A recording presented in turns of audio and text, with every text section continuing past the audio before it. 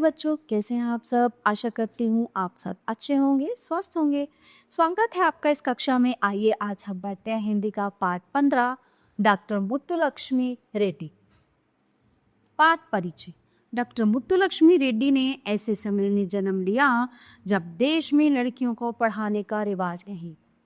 आइए जाने कि किस प्रकार अपनी मेहनत और लगन के बल पर वह शिक्षा के विभिन्न पड़ावों को पार करके एक डॉक्टर बन। पापा, इस साल 15% लड़कियों ने आईएएस की परीक्षा पास की है। ठीक है। भव्या का उल्लास से भरा स्वर वातावरण में गूंज उठा।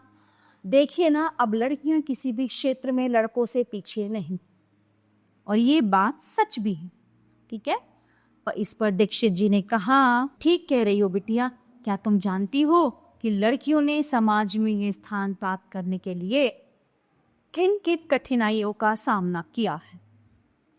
भव्या की प्रश्नवाचक दृष्टि देखकर उसके पिता ने कहा, आज से लगभग 100 वर्ष पहले महिलाओं के लिए सामान्य पढ़ाई लिखाई भी आसान नहीं।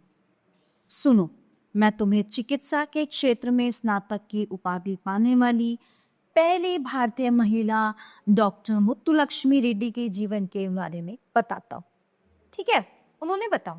23 जुलाई 1886 को तमिलनाडु की रियासत पुदुकोट्टई में जन्मे मुत्तुलक्ष्मी उन भारतीय नारियों में से एक है जिन्होंने अपनी इच्छा शक्ति और दृढ़ निश्चय से इतिहास में अपने लिए विशेष स्थान बना लिया है। 9-10 वर्ष की आयु में ही दमा जैसी बीमारी से ग्रस्त हो जाने पर भी उन्होंने हिम्मत नहीं। ये वो समय था जब लड़कियों को पढ़ाने का चलन नहीं था। मुत्तुलक्ष्मी के पिता महाराजा कॉलेज के प्राचार्य थे। वे विद्वान व्यक्ति थे। जब पुदुकोट्टई के दीवान साहब ने लड़कियों की शिक्षा के लिए प्राथमिक पाठशाला की स्थापना की तो मुत्तुलक्ष्मी को पर्दे वाली गाड़ी में बैठकर पाठशाला जाने की अनुमति मिल गई। और ये सब पता है क्यों हुआ? जब अंग्रेज आए थे ना भारत में, तो अंग्रेजों से बचाने के लिए क्या करना होता था? जो घर की बहू बेटियां होती थी उनको पर्दे करके रखना होता था, क्योंकि अंग्रेजों की जो है बहुत नज़र उन पर रहती थी। तो अंग्रेजों के सामने अंग्रेज और मुगल, जब मुगल आए थे, है ना, तो उनके सामने क्या होता था कि घर में रहती थी वो ठीक, और जब घर से बाहर निकलती थी तो उनको ढक दिया जाता था लंबे लंबे पर्दों में और घूम। तो मुगल काल से ना ये प्रथा चली आ रही है। तो अब क्या हो गया, उस सब जब मुगलों का राज था, वो समय था कि अपने घर की बहू बेटियों को बचाना था, तो उनको पर्दे में रखा जाता था। लेकिन क्या हुआ, धीरे धीरे मुगलों का अंत होने के बाद भी इसको प्रथा का नाम दे दिया गया। जो प्रथा कई जगह पे, कहीं कहीं गाँवों में आज तक भी चली हुई है कि बेटे को घर से बाहर नहीं निकालना, बहुओं को पर्दे में रहना है, इतना लंबा लंबा पर्दा करके घूमना, उनको पढ़ने नहीं जाने देना है। तो ये जो हमारी जो स्थितियां बनी थी, ये मुगल काल के समय में बनी थी, जो जिनको जो है इंसानों ने एक प्रथा का नाम दे दिया, और ये कुरीति जो है आज तक बनी। तो क्या हुआ था, मुत्तुलक्ष्मी को जो है पर्दे वाली गाड़ी, ताकि उनको कोई देख ना सके, उनको पाठशाला जाने की अनुमति मिल गई थी पर्दे वाली गाड़ी में। यद्यपि छात्राओं को छात्रवृत्ति का लालच दिया गया, फिर भी बहुत कम बालिकाओं को पाठशाला आने के लिए प्रेरित किया जा सका। अब प्रेरित क्या, जब उनके माता पिता उनको सपोर्ट करेंगे, सहारा देंगे, तभी तो वो बच्चियां जा पाएंगी। ऐसे थोड़ी ना उनका खुद डिसीजन होगा। किसको नहीं अच्छा लगता बाहर निकलना या आज़ाद होना? ठीक है। स्वयं मुत्तुलक्ष्मी के पिता ने उनके अध्यापक से कहा था, मैं चाहता हूँ कि मेरी बच्ची धोबी और दूध का हिसाब लिखने लायक पढ़ लिख जाए। उस समय लड़कियों को अंग्रेजी बिल्कुल नहीं पढ़ाई जाती थी। अध्यापक महोदय ने मुत्तुलक्ष्मी की प्रतिभा को पहचाना और अपनी शिष्या को फर्स्ट स्टैंडर्ड तक अंग्रेजी पढ़ा। मुत्तुलक्ष्मी के पिता दृढ़ चरित्र, अनुशासन प्रिय होने के साथ ही स्वतंत्र विचारों के व्यक्ति थे, है ना। अब स्वतंत्र विचारों के व्यक्ति थे, तभी तो उन्होंने मुत्तुलक्ष्मी को स्कूल भेजा पढ़ने के लिए। ठीक है। पुत्री की प्रतिभा को पहचान कर उन्होंने उसे आगे बढ़ने को प्रेरित किया। उस दौर में मैट्रिक की परीक्षा बहुत कठिन होती थी। जिस वर्ष मुत्तुलक्ष्मी ने मैट्रिक की परीक्षा दी, उस वर्ष 100 में से केवल 10 छात्र ही परीक्षा में सफल। मुत्तुलक्ष्मी उनमें अकेली लड़की थी। इंटरमीडिएट की परीक्षा पास करने के पश्चात वह आगे पढ़ना चाहती थी, परंतु दमा रोग का प्रकोप बढ़ गया। अस्वस्थता के कारण उन्हें 1 वर्ष के लिए पढ़ाई छोड़नी पड़ी। वर्ष 1907 में पुदुकोट्टे के महाराज ने मद्रास मेडिकल कॉलेज में मुत्तू को प्रवेश दिलाने के लिए न केवल संस्तुति की बल्कि आर्थिक सहायता देने का आश्वासन भी दी। बीमारी के कारण मुत्तुलक्ष्मी रात रात भर जागती। परिवार वाले पढ़ाई की ओर से उन्हें हतोत्साहित करते थे, परंतु मुत्तुलक्ष्मी के अच्छे परीक्षा फल ने सबका मुंह बंद कर दिया था, है ना।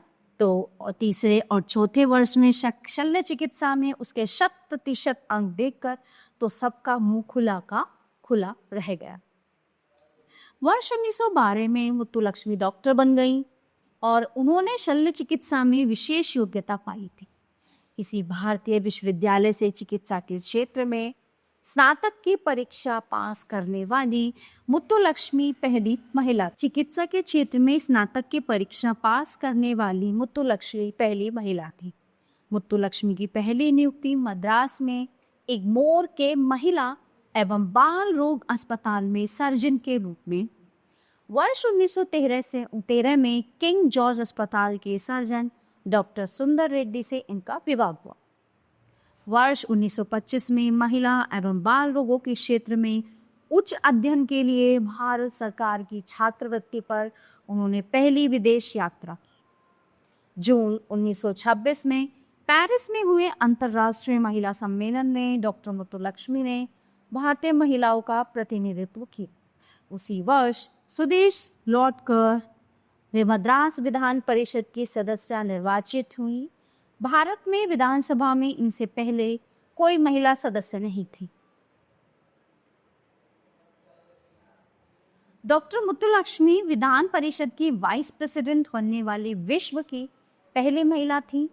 वर्ष 1927 में भारत का प्रथम बाल चिकित्सालय खोलने का श्रेय भी डॉक्टर मुत्तुलक्ष्मी को जाता है। अब डॉक्टर मुत्तुलक्ष्मी ने चिकित्सा के साथ साथ सामाजिक गतिविधियों में भी भाग लेना शुरू कर दी। इसी दौरान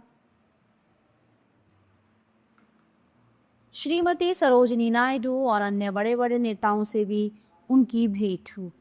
विधायक के रूप में समाज सुधार के कार्य करते समय फरवरी 1929 में मंदिरों में देवदासी प्रथा के विरुद्ध विधान परिषद में बिल पास कराकर उन्होंने इस बुराई का उन्मूलन करा। महिलाओं और बच्चों की शिक्षा और स्वास्थ्य संबंधी अनेक बिलों को पास कराने में उनकी महत्वपूर्ण भूमिका रही है। आज स्कूलों में छात्र छात्राओं का जो स्वास्थ्य परीक्षण किया जाता है, उसका आरंभ भी डॉक्टर मुत्तुलक्ष्मी ने ही किया।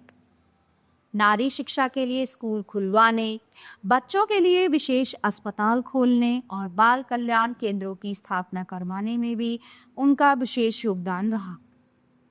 वर्ष 1930 में वाई होम जैसी ख्याति प्राप्त संस्था की स्थापना का श्रेय भी डॉक्टर मुत्तुलक्ष्मी को ही जाता है।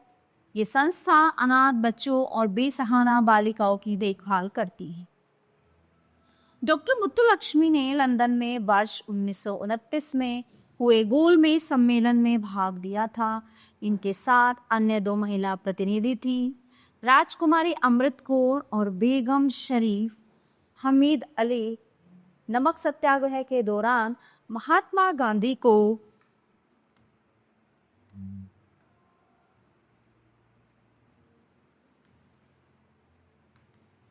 जेल भेजे जाने और महिलाओं पर पुलिस द्वारा किए गए अत्याचारों के विरोध में इन्होंने मद्रास विधान परिषद का उपाध्यक्ष पद छोड़ दी। वर्ष 1935 में मद्रास मेडिकल कॉलेज के स्वर्ण जयंती समारोह में डॉक्टर मुत्तुलक्ष्मी ने कैंसर के रोगियों के लिए एक अस्पताल खोलने की इच्छा प्रकट की। इस इच्छा का खुले दिल से स्वागत किया गया और वर्ष 1952 में पंडित जवाहरलाल नेहरू द्वारा अडयार और कैंसर इंस्टीट्यूट की नींव रखी। 18 जून 1954 को इस अस्पताल में कामकाज शुरू हो गया। आज इस विश्व प्रसिद्ध अस्पताल से प्रतिवर्ष लगभग 80,000 रोगी चिकित्सा लाभ उठाते हैं। डॉक्टर मुत्तुलक्ष्मी वर्ष 1954 से 57 तक तमिलनाडु विधानसभा की सदस्य रही। चेन्नई नगर निगम की एल्डर वुमेन भी रही। 22 जुलाई 1968 को इनका स्वर्गवास हो गया और इनके द्वारा प्रज्वलित ज्योति के प्रकाश में आज भी